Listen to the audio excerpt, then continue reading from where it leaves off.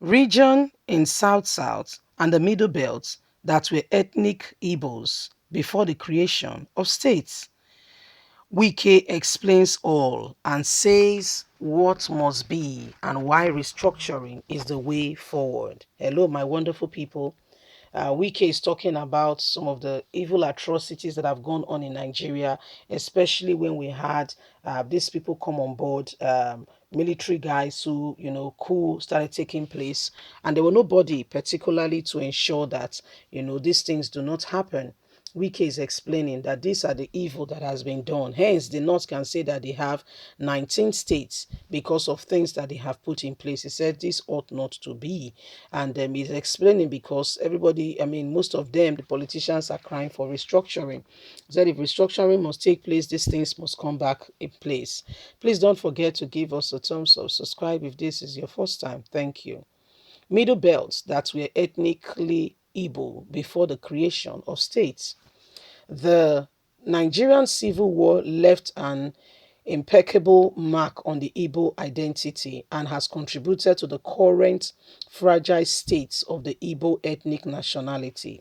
Prior to the Civil War, that's the people in what is now called Abia, Ebonyi, Anambra, Delta, those areas, Imo, Enugu, Rivers, people in that area, those states, they were all considered ethnically Igbo people.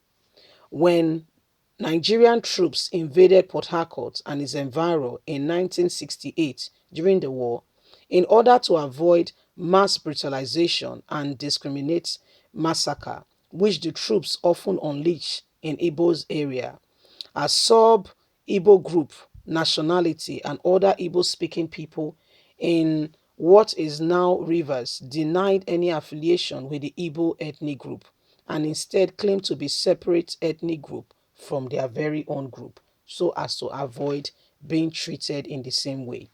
This denial trickled, which also empowered by the people of Ika and other Igbo-speaking area in what is now Delta State, and thus they were able to avoid measures military employed against other Igbo group. In the years following the war, there was a massive attempt to rewrite the errors any historian evidence that link the Ikore and Ika to the Igbo. In 1979, Nigerian Constitution, Ikore was officially recognized by the government as a minority language separate from Igbo. This is an Igbo land. Despite being an integral to certain Igbo dialects. In the state creation system of the post-war decade, Igbo-speaking areas were marginalized and were clustered into a despicable number of states, placing them in a political and ethnical disadvantaged position, which is still visible till today. Wike therefore says if restructuring is going to take place, we must begin before 1979, put things in order, and look again at the map. What did we have? And have people become the places, take them back to the places where they truly belong. The people of Igbo land in this country have seriously been marginalized. This ought not to be. There are people in this country who have taken them for granted. There are states. I don't want to go into the northern area that belongs to the southwest. I'm just taking today the south, people who have been marginalized. The Igbo speaking people have not been treated well by the Nigerian regime, and this ought not to be. This is part of the reason why I believe some parts are calling for section. Well, that is news from Wike, who is speaking and is saying that he sees why people are calling for section. He kind of understands it. That's a lot of issues, a lot of water have gone under the bridge, and that this is why some people want out. As a reason, he's explaining that some things have to be readdressed if things are to move forward. Some things we have to go back and look at these things again. How did we get here? How did we get here in the first place? Who are those trying to oppress the people? And how can we come out of this? The Igbo people speaking lands have really been marginalized. A lot has gone under the bridge, a lot has happened, but nobody is really speaking out to defend them. The Igbo people, look at, for instance, Nnamdi Kanu. He has to take Ohanieses, the Indigbos, to begin to, talk to the governors. And even the governors are all saving their neck. They are all saving their neck. They don't want to speak on Nnamdi Kanu as if it's a taboo, something that must not be spoken about. So how do we now come out? How do we now come out, out of all these things and make a clear position on what we believe in? We must not stand back and pretend that all is well. Excuse me, all is not well. There is serious call, for things to go back to normal. This is part of the reason why Nnamdi Kanu, people like Nnamdi Kanu said, you know what, we've been marginalized.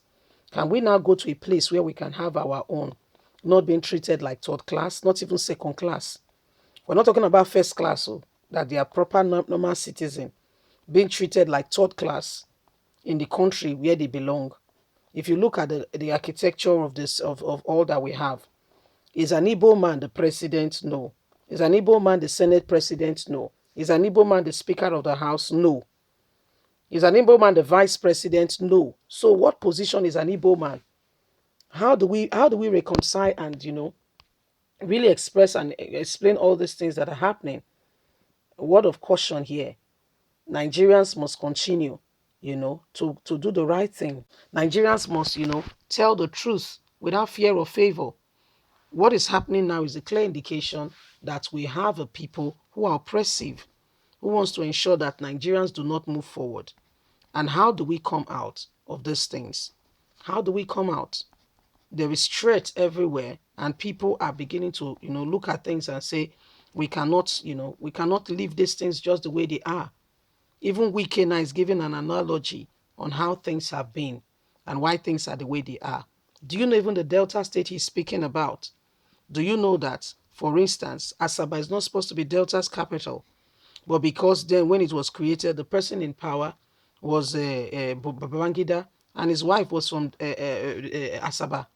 So she insists, prevail on her husband, and that's how Delta State, Asaba became the capital.